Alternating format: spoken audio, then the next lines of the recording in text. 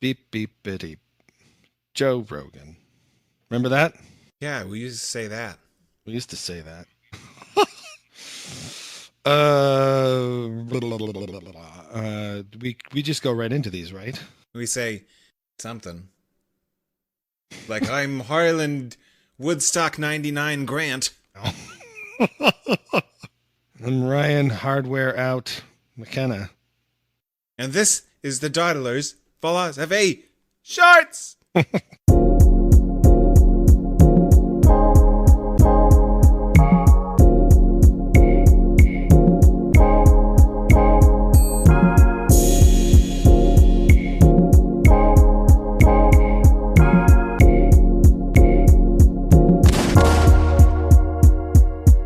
Did you know there was a Woodstock 99?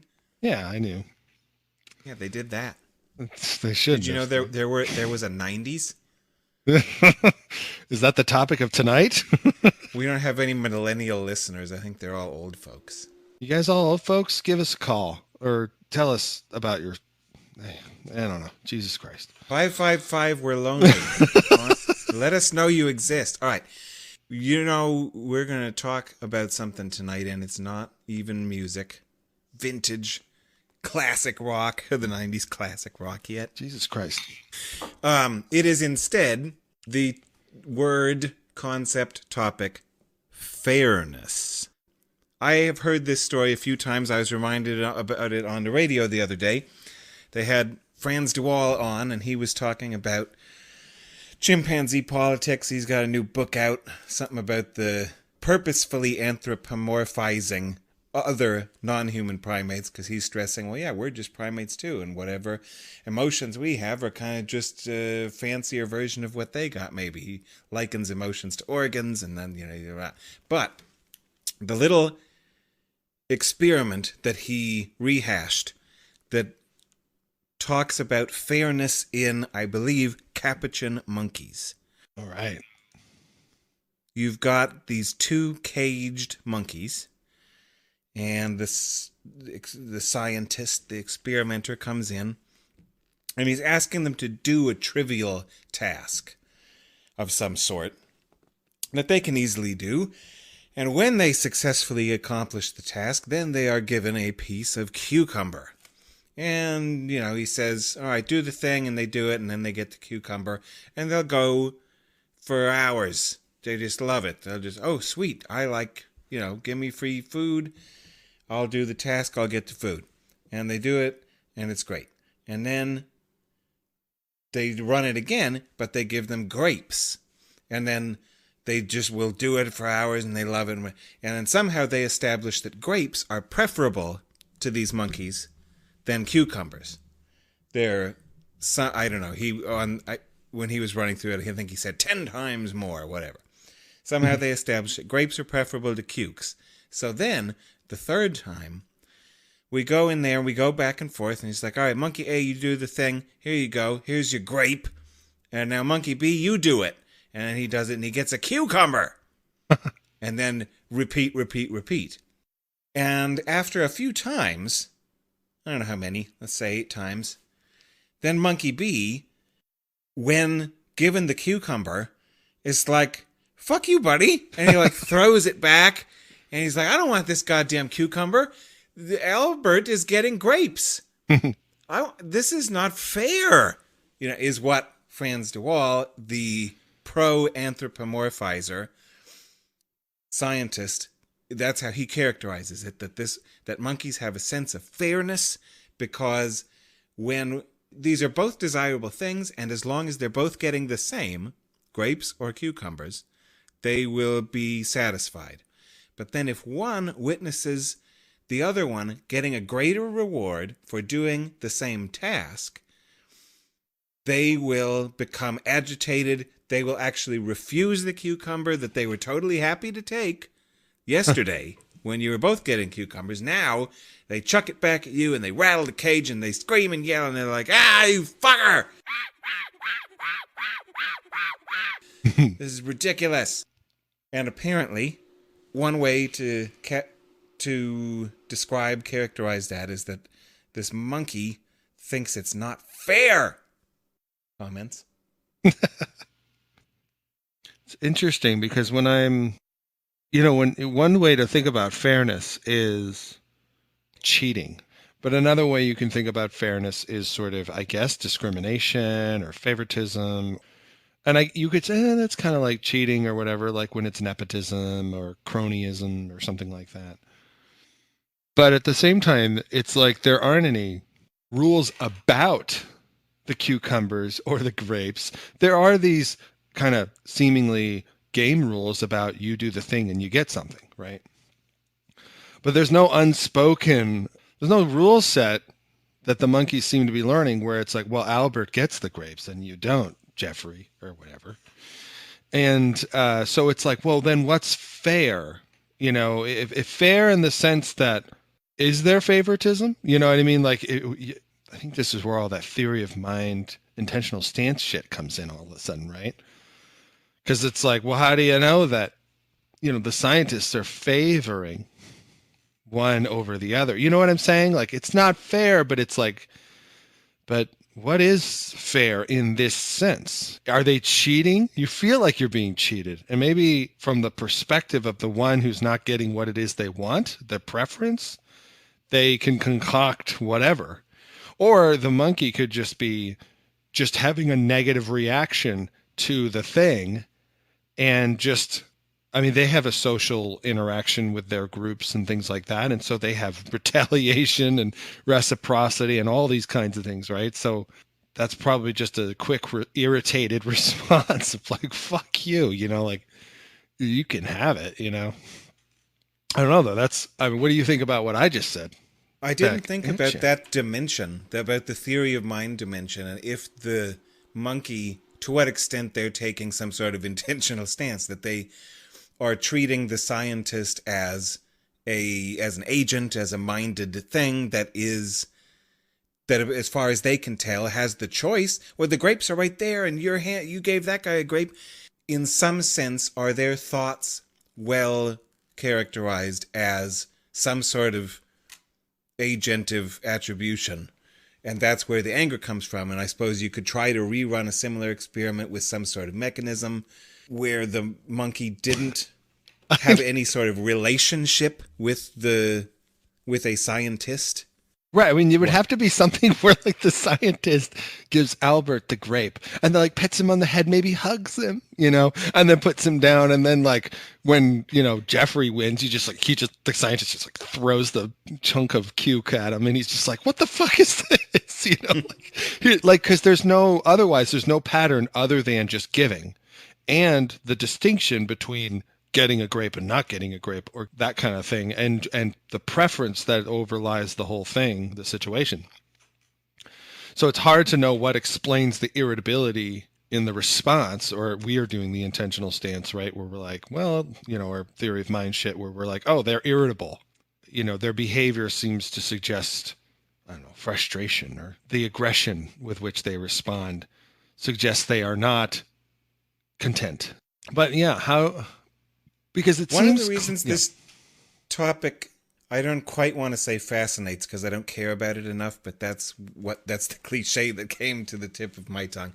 One of the reasons I am at all interested in the topic of fairness is that it seems to be extremely prevalent, at least among human beings and perhaps among other primates, perhaps among who knows what, how far down the evolutionary hierarchy we go, and one could design an experiment that you could attribute as some sort of expression of a judgment about fairness. But I don't think that there are any respectable naturalistic metaphysicses that include fairness in them. Like, I don't even accept moral right and wrong, let alone fair. That seems even less likely that there really is in our universe such a thing as fairness, that there's a truth maker for sentences that include fairness judgments. I'm quite confident that that's just not a thing in this universe. But a bunch of primates are walking around acting out all sorts of different behaviors based on judgments of fairness. And then I want to ask the evolutionary biologists why we developed this. Like, what is it doing? Is it in the genes, or is it just some sort of meme virus, or where did it come from, and why is it still here? Yeah. The only thing I can think of where one formulates this concept of fairness or whatever is, on the one hand, like I wonder if it at all has anything to do with kith and kin. Eventually, a mother in some social dynamics, say mammals in particular, of course, which is primarily what we'd probably be focusing on, a mother would be like, okay, you need to stop freeloading on me. I've got new cubs. They need my energy, and get the hell out of here. And maybe there's a sort of dynamic, some kind of weird nervous system dynamic that goes on between the older offspring that are still mooching off mom or whatever, and whatever the circumstances might be, because it could be there's always there's often in, say, other primates, there'll be a baby, a little infant, and then there'll be like a younger primate that's the older brother or sister of this baby infant or whatever. Eventually they got to start pulling their own weight. It may not be when they're just like real young, but it could be later on, after a few years. They gotta okay, I've got another kid, and the one that was an infant when you were just a kid is now a kid. So I got this infant, I got this kid, and I got you now, and you gotta just go pick whatever the legumes or shit that we're eating, off the ground. You got to do it yourself, like. And so maybe there's this response that feels slighted or whatever, and and in order to make yourself feel better, you kind of have to say, like, well, I'm being cheated, but I'm not going to go right up to my mom and take whatever it is because she could kick my ass or whatever the hell it is. So there's something overriding that, maybe. Here I am just speculating. And then you take that with you, and you're like, and you cathartically figure out how to make a living for yourself in the troop or whatever it is, whatever the group situation is. Dogs also have quite a bit of, like, beat downs that happen between the higher ups and the lowers. And it might seem to some at first, oh, I was your cub and you gave me everything, and now you're telling me to fuck off, or I'm last. It's like you just haven't earned it yet, baby. So it could a psychological or a mimetic mechanism to mediate intra-species conflicts in the face of scarcity. Because if there's only so much, whether it's food or mother's attention or whatever it is, Mm-hmm. if there wasn't something to mitigate the escalation, then every competition for the scarce resource would lead to a fight to the death, right? Right. Yeah. So, it would. well, what if we could just skip all of that and cut it in half and share it, or say, all right, you take this one, I'll get the one tomorrow or next week, or, there's nothing out there in the universe that really is or manifests this fairness trait, but it's just a shorthand or a little mental trick to say, all right, we don't need to bite each other's faces off or smash our horns together every time. Let's just, you treat me fairly, I'll treat you fairly, and then everybody will be better off. Yeah. I suppose, that's, especially when it comes down to conflict. But then, conflict often is decided by just the older, more experienced individuals or whatever, and the younger ones just trying to see what they got. But if two capable, mature individuals are going up against each other, usually it seems like, and I'm not out there watching bears and shit, but what I have noticed is there's, a lot of discussion about how they don't want to take it to a point where they could get really injured or whatever. So then, yeah, maybe they break it apart. But I don't even know if that's how cooperation with primates. I think it's a little bit different. they have to find a way to live together if they're going to, number one, be in a social group, and that sociality would be using each other in a way as a resource. But also the thing about primates is that they're not like a herd of wildebeest or bison or something where they're all pretty much on the same plane and they just kind of move along, that flat ground or whatever. They're up in the trees, they're down by the water hole, they're in all these various kinds of, like, they just have a multi-dimensional existence, it seems.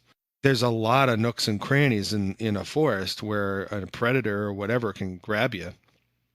It's not like you have all eyes. You probably have a lot of ears and things like that. And so, I don't know, I can see where there's some cooperation, plays a part.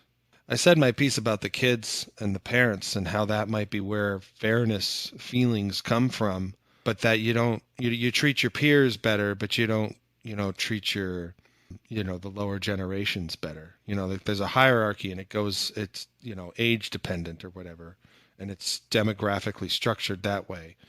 But that along each level, maybe there's a little bit more camaraderie because you're all sort of in the same boat and using each other as a resource to get along and to find things. If I find something and I share it with you, with the reciprocity stuff, perhaps you feel like more inclined to share with me because then it becomes this, well, next time. And of course, that might be this future stuff. So that adds more concepts that who knows whether or not they exhibit those would have to be tested as well, which I imagine some of them probably have. But As with many concepts that developed on the damp savanna or wherever they came from, they often don't port well to 21st century first world problems. Like yeah, my sense of fairness mostly causes me grief personally. I've got that little voice in there, but it's mostly whiny and annoying. And when things aren't going my way, it'll say, "That's not fair." And it'll cause cognitive dissonance and discomfort, and it's not pleasant for me to have this sense of it's not fair. And I have to try to remind myself with the rational parts of my brain, well, I mean, in a sense, like, so what? Or that's a meaningless sentence. That's not fair.